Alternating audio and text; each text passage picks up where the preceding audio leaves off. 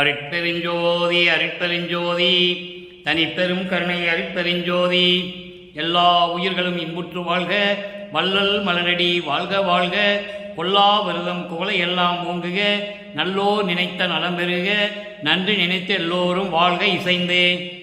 உலக மக்களே, அறிவார்ந்த அன்பர்களே, ஆண்மநேய ஒருமைப்பாடுடைய அன்பர்களே, வல்லப்பமா நமக்கு அருளிய திருவிற்பாவில் 3ஆம் திருமுறையில் திரு அருள் பெருமிதம் என்ற பதிகத்திலே இருக்கின்ற பாடல்களுடைய விளக்கங்களை பார்த்து கொண்டிருக்கிறோம். இதுவரையிலும் திரு அருள் பெருமிதம் 10 பாடல்களை கொண்டது. இதுவரையிலும் 6 பாடல்களுடைய விளக்கங்களை பார்த்திருக்கிறோம். இன்று 7வது பாடலுடைய விளக்கத்தை பார்க்கப் போகிறோம். அதற்கு முன் ஒரு சிறிய முன்னுரை. ஒவ்வொரு பாடலுக்கும் பொருள் பார்ப்பதற்கு முன்னாலே ஒரு விளக்கம் தர வேண்டியது இருக்கிறது. காரணம், இந்த பிரபஞ்சம் தோன்றிய காலத்திலிருந்தே சமயங்களும் மதங்களும் மார்க்கங்களும் தோன்றிவிட்டன. அதை பின்பற்றியே சமயங்களும் மதங்களும் மார்க்கங்களின் சொல்லப்பட்ட நெறிகளை பின்பற்றியே அந்தந்த கருத்துக்களுக்கு ஏற்றபடி கர்த்தாக்களுடைய தங்களுடைய தலைவர்களுடைய உருவங்களை உருவகப்படுத்தி அதற்கு தேவையான இடங்களை தேர்வு செய்தது மட்டுமில்லாமல் வழிபாட்டு முறைகளையும் அமைத்து வழிபட வைத்து விட்டார்கள். சமயங்களும் மதங்களும் மார்க்கங்களும் எப்படியெல்லாம் சூழ்ந்திருந்த காலகட்டங்களில் கோடான கோடி பேர் தோன்றினார்கள், எப்படியெல்லாம் இறைவனை வர்ணனை செய்தார்கள் என்பதை நாம் பார்த்து கொண்டிருக்கிறோம். அந்த நிலையில்தான் வல்லற்பமான இந்த மல்லருக்கு வறுமைக்கு உற்று 9 ஆண்டுகள் வரையிலும் தான் யார் என்று தெரியாத நிலையில், மறைப்புகள் இருந்த நிலையில், இறைவன் தன்னை வந்து ஆட்கொள்ளாத வரையில் வல்லப்பமானவர்களும் சமயங்களும் மதங்களும் மார்க்கங்களில் சொல்லப்பட்ட நெறிகளை கடைபிடித்துக் கொண்டிருந்தார்கள் என்பது உண்மை. இது திருவிற்பாவிலே நாம் கண்கூடாக பார்த்து கொள்ளலாம். அதை தான் பார்த்து கொண்டிருக்கிறோம். அதன் பிறகு இந்த நிலைகளெல்லாம் மாறிய பிறகு, தனது தந்தை அருட்பெருஞ்சோதி ஆண்டவர் தன்னை வந்து ஆட்கொண்ட பிறகு, சமரச சுத்த சன்மார்க்கத்தை கொடுத்த பிறகு, இந்த சமயங்களும் மதங்களும் மார்க்கங்களும் தேவையில்லை. ஏனென்றால் சமரச சுத்த சன்மார்க்கம் என்பது ஒரு தனி மார்க்கம், எதையும் சாராத மார்க்கம். சமரச சுத்த சன்மார்க்கத்துடைய விதிமுறைகள் எல்லாமே தனித்தனியாக உண்டு. வழிமுறைப்பாடுகளும் தனி சிறப்பு மிக்கது. எந்த சங்கற்ப விகற்பங்களும் இல்லாத வழிபாடு. அப்படிப்பட்ட நிலையில் இருக்கின்ற நிலையில் வல்லற்பமான் எப்படி இறைவனை வேண்டி அருளை பெற்றுக்கொண்டார் என்பதையும் நாம் ஒவ்வொரு பாடலிலும் ஒப்பிட்டு பார்த்து கொண்டிருக்கிறோம். நான் ஏற்கனவே கூறியது போல 1ஆம் திருமுறையிலிருந்து 5ஆம் திருமுறைக்கும் இருக்கிற பாடல்களுடைய விளக்கங்கள் எல்லாம் 6ஆம் திருமுறையில் உண்டு. சமயங்களும் மதங்களும் மார்க்கங்களும் சாராத நிலைகளில் சமரச சுத்த சன்மார்க்கம் எப்படி இருக்கிறது என்பதையும் அதனுடைய விளக்கத்தையும் அதற்கேற்றபடி இறைவனுடைய அருளை பெற்றதையும் வல்லற்பமான் நமக்கு அருளியிருக்கிறார்கள். அந்த வகையிலே நாம் பார்த்து கொண்டிருக்கிறோம். இன்று நாம் பார்க்க வேண்டிய பாடல் திரு அருள் பெருமிதம் 3ஆம் திருமுறை 7வது பாடல். பாடலை நன்றாக கவனியுங்கள் நண்பர்களே. ஏனென்றால் இந்த பாடலுக்கு ஏற்றபடி 6ஆம் திருமுறையில் இருக்கின்ற ஒவ்வொரு பதிகத்திலும் 7வது பாடலுடைய விளக்கம் எப்படி இருக்கிறது என்பதை நீங்கள் உணர வேண்டும். அதுக்காக தான் சொல்லுகிறேன். இப்போ இந்த 7வது பாடலில் பாருங்கள். மாகம் பயிலும் பொழில் பனைகொள் வலஞ்சேர் ஒற்றி வானரவர். திருவொற்றியூரில் இருக்கிற இறைவனை எப்படி சொல்லுகிறார் என்பதை நீங்கள் கவனிக்க வேண்டும். சமயங்களும் மதங்களும் மார்க்கங்களும் சாராத நிலையில் சமரச சுத்த சன்மார்க்கத்தை பெற்ற பிறகு இறைவனுடைய நிலையை நீங்கள் பார்க்க வேண்டும். அதுதான் உண்மையான நிலை. இந்த பிரபஞ்சம் தோன்றிய காலத்திலிருந்தே ஆதியமும் அந்தமும் இல்லாமல் தோன்றியவன் அருட்பெருஞ்சோதி. அருட்பெருஞ்சோதி ஜோதி வடிவில் இருக்கிறார். அவர்களுக்கு உருவம் இல்லை, உருவ வழிபாடு கிடையாது. சங்கற்ப விகற்பங்க வழிபாடுகள் எதுவும் கிடையாது. சங்கற்ப விகற்பங்கள் வழிபாடு என்பது தேங்காய் உடைப்பது, பழம் வைத்து வழிபடுவது, பூ போடுவது, திருநீர் போடுவது, குங்குமம் போடுவது, மொட்டை அடிப்பது, காது குத்துவது, அர்ச்சனை பண்ணுவது, ஆராதனை செய்வது, இப்படியெல்லாம் இல்லாத ஒரு வழிபாடு. இப்படியெல்லாம் இல்லாத ஒரு வழிபாடு தான் சமரச சுத்த சன்மார்க்கத்துடைய வழிபாடு. அதை வல்லப்பமான் 6ஆம் திருமுறையிலே நமக்கு தெளிவாக அருளியிருக்கிறார்கள் என்பதை இங்கே நான் பதிவு செய்ய கடமைப்பட்டிருக்கிறேன். அப்போது அந்த மாதிரி இறைவனை ஒரு திருவொற்றியூரில் இருக்கிறவனை எப்படி புகழுகின்றார், போற்றி பாடுகின்றார். சமரச சுத்த சன்மார்க்க பிறகு சன்மார்க்கம் பெற்ற பிறகு எப்படி பாடுகிறார் என்பதை நீங்கள் கவனிக்க வேண்டும். மாகம் பயில் பொழில்பனை கொள் வலஞ்செயல் ஒற்றி வானரவர் யோகம் பயில்வார் மோகமிலார் என்னே உனக்கு இங்கு இணங்குவரே ஆகம் பயில்வாள் மலையாளே அவளோ ஒன்றும் அறிந்திலல் கான் ஏகமயில் கொண்டு எது பெறுவாய் ஏழையடி நீ என் மகளே. தலைவி தலைவனுடைய செயலை பார்த்து சொல்லுகிறாள். இதை தலைவியினுடைய தாய் பார்த்து மகளை பார்த்து சொல்லுகிறாள். எப்படிங்கிறத இந்த விளக்கத்தை பார்க்க போகிறோம். மாகம் பயிலும் என்பது, மாகம் என்பது குயில். குயில் கூவுகின்ற, குயிலுடைய இன்னிசையோடு இருக்கின்ற வயல்களும் நீர்நிலைகளும் செழிந்த சூழ்ந்த திருவெற்றியூரில் இருக்கின்ற இறைவன் அவர். இறைவனை திருவெற்றியூரில் இருக்கிற இறைவனை எப்படி சொல்கிறார் என்பதை நீங்கள் கவனிக்க வேண்டும். திருவெற்றியூர் எப்படிப்பட்ட இடமா? குயில்கள் கூவுகின்ற, இனிமையோடு கூவுகின்ற, வயலும் நீர்நிலைகளும் செழிப்பாக இருந்து கொண்டிருக்கின்ற திருவெற்றியூரில் இருக்கின்ற இறைவன் அவர். அவர் யோகம் பயில்வார், யோகம் செய்து கொள்வார், யோகம் செய்து கொண்டிருப்பார். மோகம் இல்லார், மாயைகளையும் மயக்கங்களும் இல்லாதவர். என்னே உனக்கு இங்கு இணங்குவரே. இறைவனை பற்றி அப்படி சொல்லும் பொழுது தாய் மகளிடம் சொல்லுகிறார், நீ சொல்லுவதெல்லாம் சரிதான். குயில்கள் கூவுகின்ற, வளம் சேர்கின்ற வயல்களும் நீர்நிலைகளும் அழகான சூழ்நிலையில் இருக்கின்ற திருவெற்றியூரில் இருக்கின்ற இறைவன் அவர். யோகம் செய்து கொண்டிருக்கிறார், மோகமில்லாதவள். இதெல்லாம் சரிதான், நான் இல்லை என்று சொல்லவில்லை. மகளிடம் சொல்லுகிறாள் தாய். அப்போ உனக்கு இங்கு இணங்குவாரா? உன் காதலை ஏற்றுக்கொண்டு சம்மதிப்பாரா? அவர் எப்படிப்பட்டவர்? ஆகம் பயில்வாள் மலையாளே, ஆகம் பயில்வாள் மலையாளே அவளோ ஒன்றும் அறிந்திலர்கான். ஆகம் பயில்வாள் என்பது இறைவனுடைய இடது பக்கத்தில் இருக்கின்ற மலையரசியாகிய அவள் கூட அவரை பற்றி ஒன்றும் தெரியாது. அவள் கூட அவரை பற்றி ஒன்றும் அறிந்திருக்கவில்லை. அதை நீ பார்க்க வேண்டும் சொல்லுகிறார் மகளிடம். அப்படி இருக்கும்போது நீ மட்டும் மிகுந்த காதல் கொண்டு, காதல் கொண்டு அவரை மணக்க வேண்டும் என்று சொல்லுகிறாயே, அவரை மணந்து நீ என்ன புண்ணியத்தை பெறப்போகிறாய்? ஏற்கனவே ஒரு மலையரசியை இடது பக்கம் கொண்டிருக்கிறார், நீயும் அவரை மணக்க வேண்டும் என்று சொல்லுகிறாய். அப்படி இறைவனை மணந்து நீ என்ன பலனை அடையப் போகிறாய் என் மகளே? விவரம் தெரியாமல் இருக்கின்றாயே என் மகளே, ஏதும் அறியாமல் இருக்கின்றாயே என் மகளே என்று தாய் சொல்லுவது போல இந்த பாடலை நமக்கு அருளியிருக்கிறார்கள்.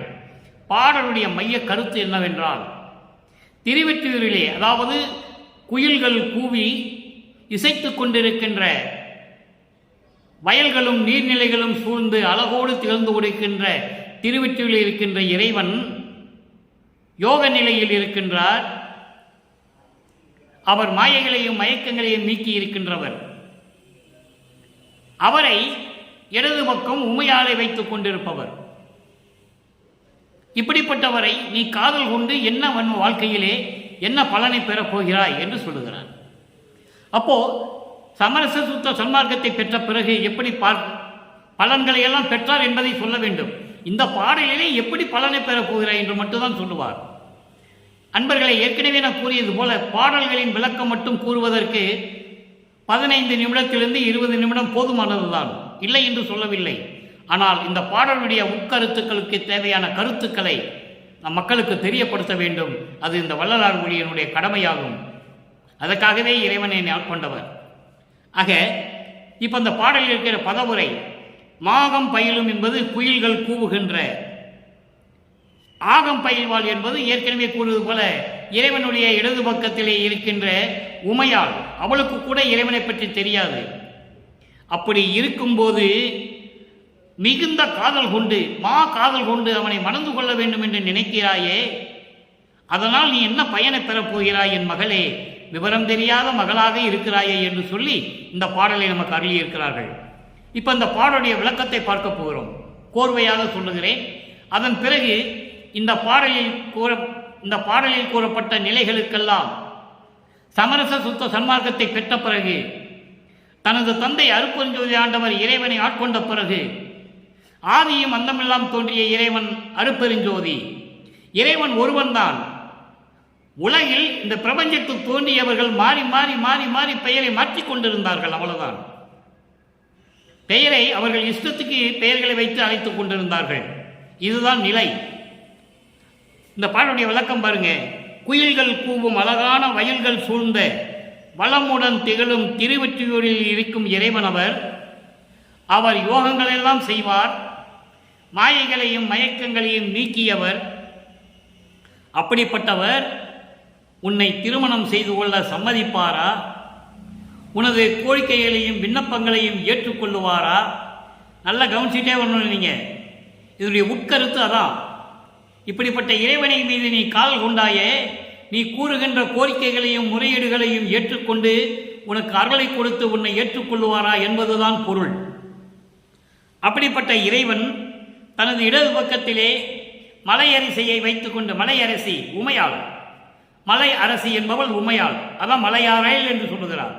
அந்த உமையாளை இடது பக்கம் வைத்துக் கொண்டிருக்கிறாரே, அந்த உமையாளுக்கு கூட அவரை பற்றி தெரியாது. அப்படி இருக்கும்போது அவன் மீது அளவில்லாத காதல் கொண்டு, காதல் கொண்டு அலைந்து கொண்டிருக்கிறாயே, திருமணம் செய்து கொள்ள வேண்டும் என்று. திருமணம் செய்து கொள்வது என்பது அருளை பெறுவது. அது சமரச சுத்த சன்மார்க்க விளக்கம் அங்க வரும். அப்போ இப்படியெல்லாம் அருளை எப்படி பெறப்போகிறாய் என் மகளே என்று சொல்லி இந்த பாடலை நமக்கு அருளி இருக்கிறார்கள். எனவே அன்பர்களே, இந்த பாடலில் கூறப்பட்ட நிலைகள் இறைவனை இந்த சமயங்களும் மதங்களும் மார்க்கங்களும் சூழ்ந்த காலகட்டங்களில் இத்திருவெற்றியூரில் இருக்கின்ற இறைவனை இறைவன் என்று சொல்லுகிறார். நல்லா கவனிச்சுட்டே வரணும் நீங்க. அதோடு மட்டுமல்ல, அவர் உன்னுக்கு உன் காதலை ஏற்றுக்கொண்டு சம்மதிப்பாரா? இதற்கு சமரச சுத்த சன்மார்க்க விளக்கம், உன்னுடைய விண்ணப்பங்களையும் முறையீடுகளையும் ஏற்று உனக்கு அருள் செய்வாரா? நல்லா கவனிச்சுட்டே வரணும் நீங்க. அப்பதான் அந்த வேறுபாடு உங்களுக்கு புரியும். என்னே உனக்கு இங்கு இணங்குவரே அப்படின்னு தாய் மகளிடம் சொல்லுகிறாள். நீ என்னதான் முறையீடு விண்ணப்பங்களை வைத்தாலும் அதை ஏற்றுக்கொண்டு உனக்கு அருள் செய்வாரா? அடுத்த நிலை பாருங்க. ஏக மயில் கொண்டு ஏது பெறுவாய். அவன் மீது காதல் கொண்டு அலைந்து கொண்டு இருக்கிறாயே, அவனை திருமணம் செய்து கொண்டு என்ன பலனை பெறப் போகிறாய் என்று தாய் மகளை கேட்கிறாள். இதற்கு சமரச சுத்த சன்மார்க்க விளக்கம், உனது விண்ணப்பங்களையும் முறையீடுகளையும் ஏற்றுக்கொண்டு உனக்கு என்னென்ன அருளை இறைவன் கொடுத்தார், என்னென்ன அருள்களை வல்லற்பமானவர்கள் பெற்றுக்கொண்டார், இதுதான் விளக்கம். இந்த 3 விளக்கங்களுக்கும் 6ஆம் திருமுறையிலே இருக்கின்ற பாடலுடைய விளக்கத்தை பார்க்க போகிறோம். நன்றாக கவனியுங்கள். இதை தெரிந்தால்தான் சமயங்களும் மதங்களும் மார்க்கங்களும் சாராத நிலையில் இருக்கின்ற மார்க்கம்தான் சமரச சுத்த சன்மார்க்கம். 200 வருடங்களாக கீழிருந்து வர வேண்டும், கீழே இருந்து வர வேண்டும் என்று சொல்லி எல்லாமே மரணம் அடைந்து விட்டார்கள். சமரச சுத்த சன்மார்க்கத்தை பற்றி யாருமே தெரிந்து கொள்ளவில்லை. வல்லற்பமான் நம்மளை ஆண்டு கொண்டிருக்கின்ற வல்லற்பமான் சொல்லுகிறார், சமரச சுத்த சன்மார்க்க சங்கத்திற்கு உருவ வழிபாடு செய்தோ, சரியை கடந்தோ, கிரியை கடந்தோ வர வேண்டிய அவசியம் இல்லை. நீங்கள் நேராக ஞான சிரியைக்கு வாருங்கள் என்று சொல்லுகிறார். நேராகவே ஞான சரியைக்கு வந்து விடுங்கள் என்று சொல்லுகிறார்.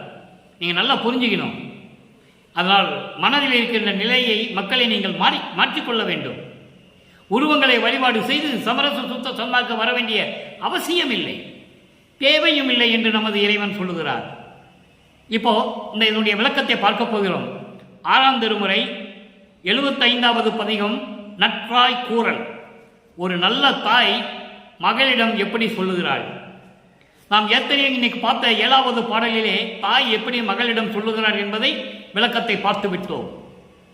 சமரச சுத்த சன்மார்க்கத்தை பெற்ற பிறகு தாய் மகளை பற்றி என்ன சொல்லுகிறார்? தலைவனை பற்றி சொல்லும் பொழுது அந்த தலைவி சொன்னதை தாய் உலக மக்களுக்கு சொல்லுகிறாள். இதுதான் பொருள். நன்றாக கவனியுங்கள். பொன் செய் நின் வடிவை புணர்ந்திட நினைத்தே தலைவினை பார்த்து, அதாவது மகள் இறைவனை பார்த்து சொல்லுகிறாள். அதை இந்த உலக மக்களுக்கு தாய் தெரிவிக்கிறார். எனது மகள் இப்படியெல்லாம் சொன்னாள் என்று. பொன் செய் நின் வடிவை புணர்ந்திட நினைத்தேன், பொன் போன்று மின்னிக் கொண்டிருக்கின்ற உனது சுத்த தேகத்தில் நான் கலந்து கொள்ள நினைத்தேன். நல்லா கவனிக்கணும். பொன் செய் நின் வடிவை, பொன் போன்று மின்னிக் கொண்டிருக்கின்ற பொன் தேகமான உனது சுத்த தேகத்தில் நான் கலந்து கொள்ள நினைத்தேன். பொங்கியது ஆசை மேல், எனக்கு ஆசையாக பொங்கியது, ஆசை பொங்கி வழிகின்றது என்றால் என் செய்வேன்? என்னையும் விழுங்கியதையோ என் செய்வேன்? நான் என்ன செய்வேன்? என்னையும் விழுங்கியதையோ என்னளவு அன்று காண் என்றால் நான் என்ன செய்வது? அவருடைய வடிவை பார்த்து நான் அவரோடு கலந்து கொள்ள வேண்டும் என்று நினைத்தேன். அவருடைய அழகை பார்த்து நான் அவருடைய மீது காதல் கொண்டு அவருடைய காதலில் நான் விழுந்து விட்டேன். நான் என்ன செய்வேன்? அதையெல்லாம் அளவில்லாதது, எல்லை இல்லாதது, அதையெல்லாம் சொல்ல முடியாது என்று சொல்லுகிறார். எவ்வளவு அற்புதம் பாருங்க. அப்போ இறைவன் மீது எவ்வளவு காதல் கொண்டு அன்பு கொண்டு வல்லற்பமானவர்கள் சமரச சுத்த சன்மார்க்கத்தை பெற்ற பிறகு உலக மக்களுக்கு தெரியப்படுத்துகிறார் என்பதை நீங்கள் புரிந்து கொள்ள வேண்டும். அவர் 9 வயதிலே இறைவன் ஆட்கொண்ட பிறகு இந்த நிலையையே மக்கள் யாரிடம் சொல்லவில்லை. வல்லற்பமனை பற்றி பொத்தாம் பொதுவாக பேசினார்கள். சாமியார் என்றார்கள், சோறு போடுவார் என்றார்கள், இப்படிதான் பேசினார்களே தவிர எப்படியெல்லாம் இறைவன் வந்து ஆட்கொண்டார் என்பதை 200 வருடங்களாக யாரும் மக்களிடம் சொல்லவே இல்லை. கருவிலே இருக்கும்போது, ஒரு தாயின் கருவறையிலே இருக்கும்போது இறைவன் எப்படி தன்னை வந்து கவனித்தார், 6 மாத காலத்திலே சிதம்பரத்திலே எப்படி சிதம்பர ரகசியம் காட்டினார், அதன் பிறகு 6 ஆண்டு 3 ஆண்டில் கலந்து கொண்ட பிறகு 9வது ஆண்டில் தன்னை வந்து ஆட்கொண்ட பிறகு எப்படி அவருடைய அருள் வல்லமை இருந்தது, 12வது ஆண்டிலே அவர் எப்படியெல்லாம் அண்டங்களை கடந்து சென்றார் என்பதையும் யாரும் மக்களிடம் சொல்லவில்லை. திருவுற்பாவில் இருக்கிறது. அதன் பிறகு எப்படி தனக்கொடியை மனம் செய்யும் போது வானவர்களெல்லாம் வந்து வாழ்த்தினார்கள் என்று சொல்லுகிறார். மக்களிடம் சொல்லவில்லை.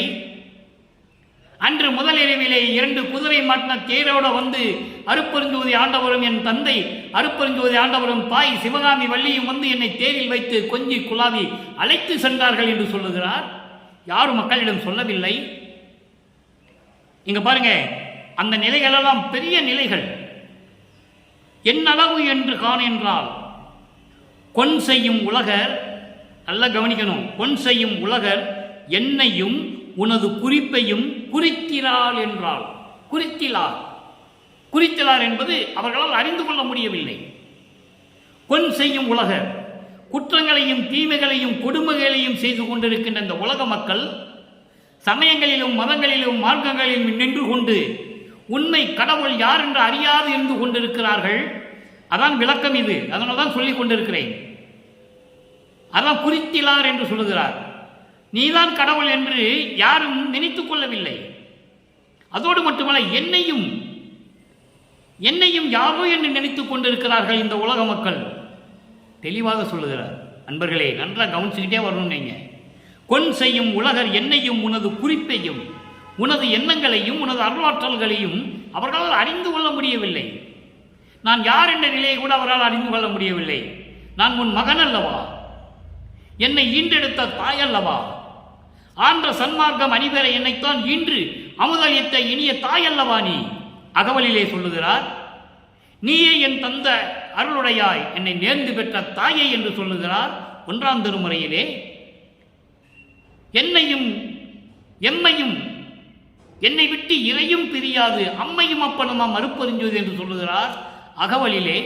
இப்படி நிலையில் இருக்கின்றவர் வல்லற்பமான் என்பதை நீங்கள் தயவு செய்து ஏற்றுக்கொள்ள வேண்டும், புரிந்து கொள்ள வேண்டும், உணர்ந்து கொள்ள வேண்டும். குறித்திலார் என்றால் வன் செய்யும் அவர் வாய் ஓய்வது என்று என்றால் இப்படியெல்லாம் பேசுவதை எப்போது நிறுத்துவார்கள்? தீய வகையிலேயே பேசிக்கொண்டு தீய செயல்களையே செய்து கொண்டு இப்படியெல்லாம் இருந்து கொண்டிருக்கின்றவர்கள் என்று திருந்துவார்கள், என்று ஓய்வார்கள் என்று சொல்லுகிறார். நல்லா கவனிக்கணும் நீங்க. ஆக சமயங்களும் மதங்களும் மார்க்கங்களும் சாராத நிலையில் இருந்தால் இறைவனை அறிந்து கொள்ளலாம். இறைவனிடம் எல்லா வளமையும் பெற்றுக்கொள்ளலாம் என்பதை இந்த பாடல் சுட்டி காட்டுகிறது என்பதை இங்கே நான் குறிப்பிட விரும்புகிறேன். வரத்தினால் நான் பெற்ற மகளே, தெளிவாக சொல்லிவிட்டார். சரி, இப்போ திருவருட் பெருமிதத்தினுடைய பாடலுடைய விளக்கம் மகளிடம் எப்படி தாய் சொல்லுகிறாள், அதே தாய் சமரச சுத்த சன்மார்க்கத்தை பெற்ற பிறகு தன்னுடைய மகளுடைய நிலையை எப்படி சொல்லுகிறார் என்பதை பார்த்துவிட்டோம். இப்போ அவனை காதல் கொண்டு நீ என்ன பயனை பெறப் போகிறாய் என்று 3ஆம் திருமுறையிலே சொல்லுகிறார். அப்போ அவர் என்ன பயனை பெற்றுக்கொண்டார் என்பதை சொல்ல வேண்டும். சமரச சுத்த சன்மார்க்கத்தை பெற்ற பிறகு இறைவனிடம் எப்படியெல்லாம் பலன்களை பெற்றுக்கொண்டார், வரன்களை பெற்றுக்கொண்டார், எப்படியெல்லாம் அருளை பெற்றுக்கொண்டார் என்பதை இந்த உலக மக்களுக்கு சொல்லியே ஆக வேண்டும். பாருங்க, 85வது பதிகம் திரு அருள் பேரு. இறைவனுடைய திரு அருளுடைய பெருமையை சொல்லுவது. அங்கே திருவருள் பெருமிதம், இங்கே திருவருள் பேரு. அங்கே இறைவனுடைய வல்லமையை சொல்லுவார், இங்கே பெற்றதை சொல்ல வேண்டும். நல்லா நீங்கள் வேறுபாடை புரிந்து கொள்ள வேண்டும். 7வது பாடல், அங்கேயும் 7வது பாடல், அதனுடைய விளக்கம் 6ஆம் திருமுறையிலே 7வது பாடல். புண்ணியம்தான் யாது புரிந்தேனோ நான் அறியேன், பண்ணியது உன்பாடே படுத்திருந்தேன், நன்னியனை தூக்கி எடுத்து எனது துன்பமெல்லாம் தீர்த்து அருளி ஆக்கியிடு என்றே அருள் தந்தாய். அற்புதமான பாடல். நான் என்ன புண்ணியம் செய்தேன் என்று எனக்கு தெரியவில்லை. ஏனென்றால் எனக்கு மறைப்பு இருந்தது. நீ வந்து ஆட்கொள்ளும் வரையில் 9வது ஆண்டு கழித்துதான் எனக்கு எல்லாமே தெரிந்தது. அது வரையில் எனக்கு ஒன்றுமே தெரியாது. நான் என்ன புண்ணியம் செய்தேன் என்று கூட எனக்கு தெரியாது. அப்படி என்றால் ஒவ்வொரு யுகத்திலும் நான் எப்படி இருந்தேன் என்பது அங்கே குறிப்பிடுகிறார் என்பதை நீங்கள் புரிந்து கொள்ள வேண்டும். கலியுகத்திலே தான் இறைவனுடைய கடைசி திருவிளையாடல். தன் மகனை இந்த சமயங்களும் மதங்களும் மார்க்கங்களும் இல்லாத ஒரு மார்க்கத்தை உருவாக்கி அதை அவனிடம் கொடுத்து, தன் மகனிடம் கொடுத்து செயலாற்ற வைக்க வேண்டும், உலக மக்களுக்கு தெரியப்படுத்த வேண்டும். இந்த 4 யுகங்களிலும் போனது போகட்டும் என்று சொல்லி கலியுகத்திலே வருவிக்க செய்து கடைசி திருவிளையாடல் இறைவனுடைய திருவிளையாடல். இனிமேல் திருவிளையாடலே கிடையாது. இறைவன் தன் மகனோடு 2 கலந்து கொண்டார். அந்த விளக்கத்தை நேற்று பார்த்தோம். ஏனென்றால் இறைவன் வெளியே இருந்தால் அந்த அணுக்கள் எல்லாம் தவம் இருக்கும். இந்த மத தலைவர்கள் பத தலைவர்கள் தவம் செய்வார்கள். இறைவன் தயவும் கருணையும் உடையவன், வரத்தை கொடுத்து விடுவான். சமரச சுத்த சன்மார்க்கத்தை இந்த உலகிற்கு தெரியப்படுத்த முடியாது என்று அந்த பாடலிலே சொல்லுவார், நேற்று பார்த்த பாடலிலே. ஆக அப்படிப்பட்ட நிலையில் இருக்கின்ற வள்ளல் பெருமான் சொல்லுகிறார், எல்லாம் நடந்ததெல்லாம் உன்னுடைய அருள் செயல் என்று நான் சும்மா இருந்தேன், மன நிம்மதியோடு இருந்தேன். படுத்திருந்தேன் என்று பாய் போட்டு தலையன் போட்டு படுத்தது கிடையாது. நல்லா கவனிக்கணும். நீங்கள் உலகியல் விளக்கம் வந்து படுத்திருந்தேன் என்றால் பாய் போட்டு தலையன் போட்டு ஃபேன் போட்டு சுகமாக படுத்திருக்கிறது. இது அப்படி அல்ல. இதுவரைக்கும் நடந்ததெல்லாம் உன்னுடைய திருவிளையாடல் என்று நான் நினைத்து கொண்டிருந்தேன். மன நிம்மதியாக இருந்தேன். ஆனால் என்னை அடைந்து, நன்னி என்று சொல்லுகிறார், என்னை அடைந்து என்னை தூக்கி எடுத்து எனது துன்பமெல்லாம் தீர்த்து அருளி ஆக்கியிடு என்றே அருள் தந்தாய். ஆக்கியிடு என்பது பிரபஞ்சத்தை இயக்குவாயாக, 5 தொழில்களையும் செய்து கொண்டு இந்த பிரபஞ்சத்தை இயக்குவாயாக என்று சொல்லி எனக்கு அருள் தந்தாய் என்று சொல்லுகிறார். அப்போ அங்கே தந்தை, அங்கே தாய் மகளிடம் சொல்லுகிறாள், இவனை காதல் கொண்டு என்ன வாழ்க்கையில் பலனை அடையப் போகிறாய் என்று. அதற்கு பதில் சமரச சுத்த சன்மார்க்கத்தை பெற்ற பிறகு பதில் கொடுக்கிறார். உங்களுக்கு விளங்கி இருக்கும் என்று நான் கருதுகிறேன், புரிந்திருக்கும். அடுத்து 87வது பதிகம் கை மாறு இன்மை. இறைவனுடைய அருளை பெற்ற பிறகு, சரி, இப்போ இதுவரைக்கும் இறைவன் அருளை பெற்றாச்சு. தூக்கி எடுத்து கொஞ்சி எடுத்து முத்தமிட்டு அணைத்து அருளி துன்பங்களை எல்லாம் தீர்த்து எல்லா அருள் வல்லமைகளை கொடுத்து நீ ஆக்கியிடு என்று அருள் தந்தாய் என்று சொல்லிவிட்டார். இந்த பிரபஞ்சத்தை இயக்கடா மகனே என்று சொல்லிவிட்டார். அதற்கு நான் தந்தைக்கு என்ன கைமாறு செய்ய போகிறேன்? இந்த பிரபஞ்சம் தோன்றிய காலத்திலிருந்து கோடான கோடி எத்தனையோ பேர் தோன்றினார்கள். யாருக்கும் கிடைக்காத அந்த வரன் எல்லாம் எனக்கு கொடுத்து, அந்த வரமெல்லாம் கொடுத்து என்னை ஆட்கொண்டாரே, என் தந்தைக்கு நான் என்ன கைமாறு செய்ய போகிறேன்? தந்தை மகனுக்கு ஆற்றிய உதவி பேர் உதவி. ஆனால் இந்த மகன் தந்தைக்கு என்ன செய்ய போகிறேன் என்ற விளக்கத்தை இங்கு தருகிறார். நன்றாக நீங்கள் கவனிக்க வேண்டும். மதியை கெடுத்து, நல்லா புரிஞ்சுக்கிட்டே வரும் நண்பர்களே, மதியை கெடுத்து மரணம் என்னும் வழக்கை பெருக்கி இடர்படும் ஓர் விதியை குறித்த சமய நெறி மேவாது. சொல்லிட்டாரேங்க, சமய நெறி மேவாது என்னை தடுத்து அருளாம் பதியை கருதி சன்மார்க்க பயன் பெற்றிட என் உள் கலந்து ஓர் கதியை கொடுத்தாய், நிந்தனக்கு கைமாறு எது கொடுப்பேனே. எவ்வளவு அற்புதம் பாருங்க. அதாவது அறிவை கெடுத்து மரணத்தையும் கொடுத்து அதனால் வரக்கூடிய துன்பங்களை எல்லாம், இடர்படும் ஓர் விதி, இடர்படும் என்பது துன்பங்களை கொடுக்கக்கூடிய அந்த நிலையையும் உருவாக்கி, அறிவை கெடுத்து மரணத்தை கொடுத்து அதனால் வரக்கூடிய துன்பங்களை எல்லாம் காட்டி கொடுத்து துன்பப்பட வைத்து சமய நெறி மேவாது, இப்படியெல்லாம் செய்கின்ற இந்த சமய நெறிகளை எல்லாம் அடையாமல் இருக்க வைத்து, யாரை? என்னை சொல்லுகிறார். தன் மகனை எப்படியெல்லாம் இறைவன் அணைத்துக் கொண்டார் என்பதை இங்கே சொல்லுகிறார்.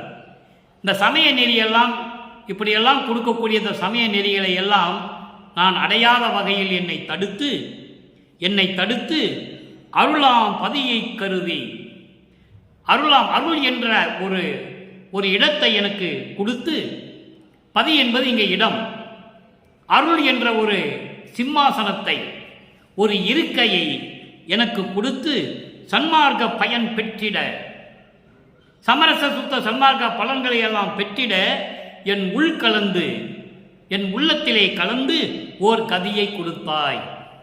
ஓர் கதியை கொடுத்தாய் என்பது பேரின்பத்தை கொடுத்தாய் என்று சொல்லலாம், அடைக்கலம் கொடுத்தாய் என்றும் சொல்லலாம், மரணமில்லா பெருவாழ்வையும் கொடுத்தார் என்று சொல்லலாம்.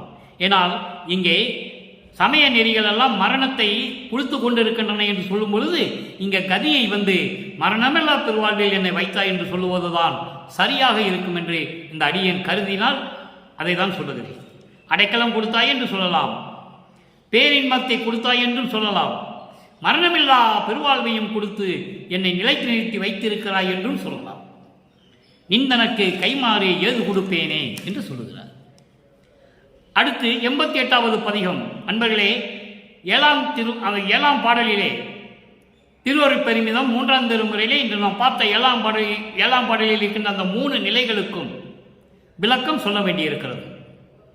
88வது பதிகம் பாமாலை ஏற்றல், 6ஆவது திருமுறை, 7ஆவது பாடல். 7ஆவது பாடல் முன்பின் அறியாது. நல்ல கவனிச்சுட்டே வரணும் நீங்க. இறைவன் எப்ப ஆட்கொண்டார் என்பதை சொல்லுகிறார். 1ஆம் திருமுறையிலே ஆண்டு 6 ஆண்டில் ஆண்டு கொண்ட அருள் கடலே என்று சொல்லுவார். அதன் பிறகு 6ஆம் திருமுறையிலே எப்படி சொல்லுகிறார் என்பதை நீங்க பார்க்க வேண்டும். அதன் பிறகு 12வது ஆண்டிலே எப்படி ஆட்கொண்டார் என்பதையும் திருவருட்பாவிலே 6ஆம் திருமுறையிலே கூறியிருக்கிறார்கள். முன்பின் அறியாது மொழிந்த மொழிமாலை எல்லாம், அதாவது நான் பாடுகின்ற பாடல்களை எல்லாம் சரியா தவறா என்று கூட எனக்கு தெரியாது. ஏதும் தெரியாத அந்த நிலையில் இருந்து கொண்டு நான் பாடிய பாடல்களை எல்லாம், இங்கே பாடல்கள் என்பது விண்ணப்பங்கள், முறையீடுகள். நீங்கள் அப்படி புரிஞ்சுக்கணும். முறையீடுகளையும் விண்ணப்பங்களை எல்லாம் அன்பில் இசைந்து அன்போடு விரும்பி ஏற்றுக்கொண்டு அந்தோ அணிந்து கொண்டான் என்று சொல்லுகிறார். முன்பின் தெரியாது, நான் செய்கின்ற இந்த செயல்களும் முறையீடுகளும் விண்ணப்பங்களும் சரியா தவறா என்று கூட எனக்கு தெரியாது. அப்படிப்பட்ட சூழ்நிலையில் இருந்த என்னுடைய முறையீடுகளையும் விண்ணப்பங்களையும் அன்பால் விரும்பி ஏற்றுக்கொண்ட என்னை ஆட்கொண்டான். என் பருவம் பாராது வந்து, என் பருவம் பாராது, சின்ன குழந்தையாயிற்றே என்று பார்க்காமல், எண்ணாமல் என் பருவரல் எல்லாம் தவிர்த்து, என் பருவரல் எல்லாம் தவிர்த்து என்றால் 9 ஆண்டுகள் வரைக்கும் நான் பட்ட துன்பங்களை எல்லாம், நான் அனுபவித்த துன்பங்களை எல்லாம், நான் அடைந்த துயரங்களை எல்லாம் நீக்கி தாரா வளங்கள் எல்லாம் தந்து, யாருக்கும் தர முடியாத, யாரும் பெற்றிட முடியாத வரங்களை எல்லாம் எனக்கு கொடுத்தான் என்று சொல்லுகிறார். சமரச சுத்த சன்மார்க்கத்தை பெற்ற பிறகு எல்லா வரங்களையும் நான் பெற்றுக்கொண்டேன் என்று சொல்லுகிறார். மூவரும் தேவரும் முத்தரும் சித்தரும் யாவரும் பெற்றிடா இயல் எனக்கு அளித்தன என்று சொல்லுவார். இந்த பிரபஞ்சத்தில் பிரம்மன், திருமால், ருத்திரன் முதல் எல்லாருமே யாரும் பெற்றிடாத எல்லா அருள் வல்லமைகளையும் எனக்கு கொடுத்தான் என்று சொல்லுவார். இயல் எனக்கு அளித்தனை என்று சொல்லுவார். அற்புதமாக இருக்கும் திருவருட்பார்வர்களே. திருவருட்பாவை பற்றி பேசும்போது மற்ற நூல்களை பற்றி பேச வேண்டிய அவசியமே இல்லை. நீங்கள் என்னுடைய பதிவை பார்த்தால் நீங்கள் தெரிந்து கொள்ளலாம். எத்தனை மணி நேரம் தொடர்ந்து பேசினாலும் சரி, மற்ற நூல்களையோ காவியங்களையோ புராணங்களையோ மற்ற நபர்களையோ குறித்து நான் பேசவே மாட்டேன். No compromise, no comparison. No compromise, no comparison. இறைவன் வல்லற்பமானுடைய யாருடையும் ஒப்பிட மாட்டேன், காம்ப்ரமைஸும் ஆக மாட்டேன், யாருடையும் ஒப்பிட்டு நான் பேசவும் மாட்டேன். ஏனால் இவர் இறைநிலையில் இருக்கின்றவர். ஆனால் இப்படிப்பட்ட இறைவனை 200 ஆண்டுகளாக ஒப்பிட்டு பேசினார்கள், பேசிக்கொண்டு இருக்கிறார்கள். வள்ளலாரும் பாரதியாரும், வள்ளலாரும் மகாத்மாவும், வள்ளலாரும் திருவள்ளுவரும். ஏன் மகாத்மா காந்தி ராமஜெயம் பேசிக் கொண்டிருந்தவர், வள்ளலாரும் ராமரன் என்று வைக்கலாமே. பாரதியார் மகாகாளியை வழிபட்டவர், பராசக்தியை வழிபட்டவர். பாரதியாரும் பராசக்தியும் என்று சொல்லு, வள்ளலாரும் திருவள்ளுவர் என்று சொல்லுகிறார்கள். திருவள்ளுவர் ஞானிதான், இல்லை என்று சொல்லவில்லை. திருவள்ளுவர் ஞானி, ஆனால் வள்ளலார் இறைவன். இறைவனையும் ஞானியையும் ஒப்பிட்டு சொல்லக்கூடாது. ஆனால் இப்படி சொல்லி சொல்லி சொல்லிதான் வள்ளற்பெருமானுடைய இறைநிலையை மக்களிடமிருந்தும் மறைத்து விட்டார்கள், சொல்ல மறந்து விட்டார்கள், சொல்லவில்லை. அதனால்தான் இன்னும் வள்ளலாரை இறைவன் என்று யாரும் ஏற்றுக்கொள்ளவில்லை, சமரச சுத்த சன்மார்க்கத்தையும் ஏற்றுக்கொள்ளவில்லை. சரி, அடுத்து இதெல்லாம் ஒரு விளக்கம் தர வேண்டும் என்றால் தனி ஒரு பதிகமே போட வேண்டும், ஒரு பதிவே போட வேண்டும். அப்படியெல்லாம் இருந்த இறைவன் இறுதியாக ஒரு பாடல், 95வது பதிகம், பேரருள் வாய்மையை வியத்தல். இறைவனுடைய அருளை பெற்ற பிறகு அது எப்படிப்பட்டது என்று வியப்பாக சொல்லுவது 7வது பாடல். ஆக்கல் ஒன்றோ தொழில் 5ஐயும் தந்து. அன்பர்களே, இந்த பாடலை நீங்கள் நன்றாக கவனிக்க வேண்டும். இந்த பிரபஞ்சத்தில் தோன்றியவர்கள் யாராக இருந்தாலும் சரி, எந்த நூல்கள் புராணங்களாக இருந்தாலும் சரி, யாரும் இப்படி சொன்னதே இல்லை. ஏனென்றால் சொல்ல முடியாது. அவங்கெல்லாம் கர்ம சித்தி யோக சித்தியோடு சென்றவர்கள், ஜீவ சமாதியானவர்கள், முக்தி அடைந்தவர்கள். அவ்வளவுதான். இறைவனுடைய அருளை பெற்றார்கள், இல்லை என்று சொல்லவில்லை. ஞானம் அடைந்தார்களை தவிர மெஞ்ஞானம் அடையவில்லை என்பதுதான் வள்ளற்பெருமான் நமக்கு அருளிய உண்மையான பிரபஞ்சத்தின் உண்மை. இந்த பாடலை பாருங்க. ஆக்கல் ஒன்றோ தொழில் 5ஐயும் தந்து. ஆக்கல் என்பது படைக்கும் தொழில். படைக்கும் தொழில் ஒன்று மட்டுமல்ல, 5ஐயும் தந்து. படைத்தல், காத்தல், அழித்தல், மறைத்தல், அருளல். பிரம்மன், திருமால், ருத்திரன், மகேஸ்வரன், சதாசிவம், இந்த 5 பேர்கள் செய்யக்கூடிய இந்த 5 தொழில்களையும் எனக்கு கொடுத்து 5ஐயும் தந்து இந்த அண்ட பிண்ட வீக்கமெல்லாம் சென்று. அற்புதமான இடம் அன்பர்களே. அண்டம் பிண்டம் வீக்கமெல்லாம் சென்று வல்லப்பெருமான் அண்டங்களுக்கு சென்று கொண்டிருப்பவர். அதை நன்றாக கவனிக்க வேண்டும். நீங்கள் அதை இங்கு உறுதிப்படுத்துகிறார், மக்களுக்கு தெரியப்படுத்துகிறார். இந்த அண்டங்களிலும் பிண்டங்களிலும், பிண்டம் என்பது உயிரினங்கள், எல்லா அண்டங்களுக்கும் சென்று எல்லா உயிரினங்களிடத்திலும் சென்று உன் இச்சையின் வண்ணம் விளங்குக. நீ எப்படியெல்லாம் அருளாட்சி செய்ய வேண்டும் என்று நினைத்தாயோ அப்படியெல்லாம் செய்க. சமயங்களும் மதங்களும் மார்க்கங்களும் ஒழிய வேண்டும் என்று நினைத்தாய், அதன்படி செயல்படு. ஜாதிகள் ஒழிய வேண்டும் என்று நினைத்தாய், அதன்படி செயல்படு. வழிபாட்டு முறைகளிலே மாற்றி அமைக்க வேண்டும் என்று நினைத்தாய், அதன்படி செயல்படு என்று சொல்லி, நீ உன் இச்சையின் வண்ணம் விளங்குக நீ என்று என் தந்தை சொன்னார். ஏக்கமுறேன், ஏக்கமடையாதே மகனே என்று உரைத்து அருள்ஜோதியும் ஈந்து அருப்பெருஞ்சோதியையும் எனக்கு கொடுத்து எனக்கே. நான் ஏற்கனவே சொல்லியிருக்கிறேன் நண்பர்களே, இந்த எனக்கே என்ற வார்த்தையை வல்லப்பெருமானவர்கள் பல இடங்களிலே இங்கே நமக்கு அருளியிருப்பார்கள். எனக்கே என்பது எனக்கு மட்டும், இதில் யாருக்கும் பங்கே கிடையாது. முழுமையாக பரிபூரணமாக எனக்கே ஊக்கமெல்லாம் பெற உட்கலந்தான். 5 பேர் தனித்தனியாக செய்து கொண்டிருக்கின்ற அந்த 5 தொழிலை ஒன்றாக எனக்கு கொடுத்து விட்டார். எனக்கு கொஞ்சம் தயக்கம் இருந்தது. தயங்காதே மகனே என்று சொல்லி அதான் சொல்கிறார். ஏக்கம் முறை யாருக்கு இருக்கதானே செய்யும்? ஒரு பெரிய நிர்வாகத்தை, பல ஆயிரம் பேர் செய்ய வேண்டிய நிர்வாகத்தை ஒரு தனிப்பட்ட ஆளிடம் கொடுக்கும்போது அவனுக்கு கொஞ்சம் தயக்கம் இருக்கதானே செய்யும். நன்றாக கவனிக்கணும் நீங்க, அற்புதமாக இருக்கும். அப்போ தயக்கப்படும் போது ஏக்கம் முறையில் மகனே நீ தயங்காதே ஏங்காதே மகனே என்று சொல்லி அருள் ஜோதியையும் என் கையில கொடுத்து, திரு அருள் செங்கோல் அருப்பெருஞ்சோதி, திரு அருப்பெருஞ்சோதி அப்படியும் எனக்கு கொடுத்து எனக்கே ஊக்கமெல்லாம் பெற அந்த வலிமையை பெறுவதற்காக என் உள்ளத்திலே கலந்து கொண்டான். என் உள்கலந்தான் என் உடையானே. என்னை ஆண்டு கொண்டவன், என்னை ஈன்றவன். நல்லா கவனிக்கணும் நீங்க. உடையானேன்னா சும்மா கிடையாது. உடையானையினுடைய விளக்கம் தரணும்னாலே 1 மணி நேரம் விளக்கம் சொல்லணும். நமக்கு நேரம் இல்லை. 1 மணி நேரம் விளக்கம் சொல்லணும் நண்பர்களே. உடையானே என்று சொன்னால் என்ன பொருள்? நான் சுருக்கமாக சொல்லுகிறேன். என்னை ஆண்டு கொண்டவனே, என்னை அருளை கொடுத்தவனே, என்னை ஈன்றவனே, இப்படி நிறைய சொல்லலாம். ஆக இப்படியெல்லாம் இறைவனுடைய அருளை பெற்றுக் கொண்டார். இறுதியாக ஒரே ஒரு சின்ன விளக்கம். சித்தி துதி, சிற்சித்தி துதி 567வது பதிகம். அதை கொடிப்பாட்டு என்று சொல்லுவார்கள். கொடிப்பாட்டு என்று சொல்லுவார்கள். அதில் ஒரு 7வது பாட்டு பாருங்க. இப்போ நம்ம பாடலுடைய விளக்கம்லாம் சொல்லியாச்சு. இது தனி விளக்கம். இது தனி விளக்கம் பாருங்க. எப்படி சன்மார்க்கத்தில் அவர் தந்தை கொண்டு வந்து வச்சாருங்கிறதுக்கு இந்த சமயங்களும் மதங்களும் மார்க்கங்களும் நீக்கி எப்படியெல்லாம் தனியாக கொண்டு வந்து வச்சார் என்பதை கொடிப்பாட்டிலே சொல்லுகிறார். 67வது பதிகம் சிற்சித்தி துதி 7வது பாடல். புலங்கொள் கொடி மனம், புலங்கொள் கொடிய மனம் போன போக்கில் போகாது.